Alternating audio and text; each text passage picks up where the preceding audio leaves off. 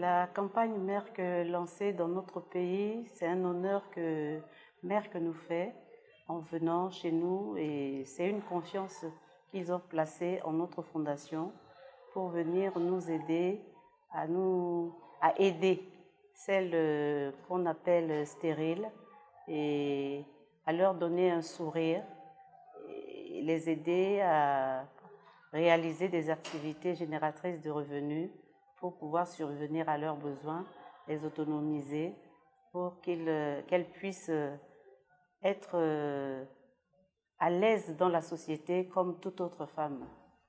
Je nourrissais déjà ce projet en moi et c'est devenu une réalité et c'est à la suite des activités que Merck a bien voulu porter son choix sur mon humble personne et j'ai accepté immédiatement, ce qui a concrétisé mon projet vraiment que je nourrissais.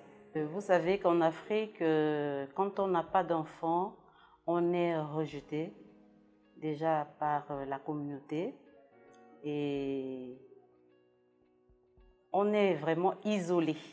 Et c'est un phénomène qui entraîne des conséquences dramatiques, compliquées au niveau, à travers ces femmes qui en souffrent et qu'on n'en parle pas. Ce sont des femmes qui sont comme toutes les autres femmes et elles éduquent mieux même que les parents biologiques. Alors, elles subissent des violences psychologiques et morales, tout genre de violence, même physique. Lorsqu'on avait vu dans le documentaire qu'on avait projeté dans la matinée, vous avez vu que la dame, elle n'était pas victime de stérilité, c'était plutôt son mari. Et le mari n'a pas voulu admettre et lui a coupé les 2 mains. Donc ça, c'est une violence atroce que subissent les femmes stériles. Donc c'est ça qui a fait que nous avons vraiment voulu les aider en leur donnant un peu d'espoir. La stratégie, c'est les médias. Pour la sensibilisation, il n'y a que les médias. La presse écrite, la presse orale et à travers les organisations de campagnes de sensibilisation à travers le pays.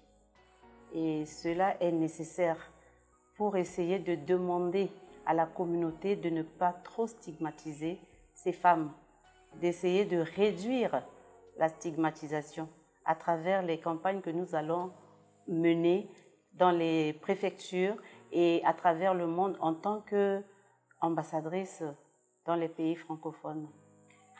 Ce que je dirais à la communauté tout entière, c'est de ne pas stigmatiser les femmes stériles et aux jeunes couples de se référer aux spécialistes qui pourront leur donner des conseils, les soigner afin qu'ils puissent avoir l'espoir d'avoir un enfant. Ce qu'il faut faire, c'est d'aller vers les spécialistes, surtout les jeunes couples. Il ne faut pas attendre de vieillir pour pouvoir penser à cela.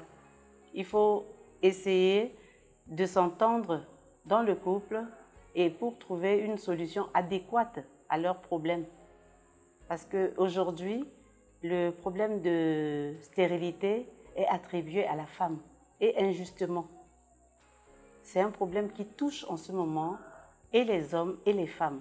Et les hommes ne veulent pas admettre ce phénomène et c'est un tabou pour les hommes. Lui dire qu'il est stérile, c'est un tabou. Les gens n'en parlent pas. Et il faut faire en sorte que les hommes puissent être sensibilisés, les jeunes couples être sensibilisés pour qu'ensemble, on trouve vraiment un terrain d'entente dans les couples pour que ce couple qui s'entend a un espoir pour avoir des enfants. Mais ceux qui ne veulent pas admettre et qui jettent la pierre sur les femmes stériles, alors qu'elles ne le sont pas réellement toutes, on doit essayer de remédier à ce phénomène. Et on doit sensibiliser plus les couples que la femme seulement. Il faut sensibiliser le couple. C'est les couples qui vont faire des enfants.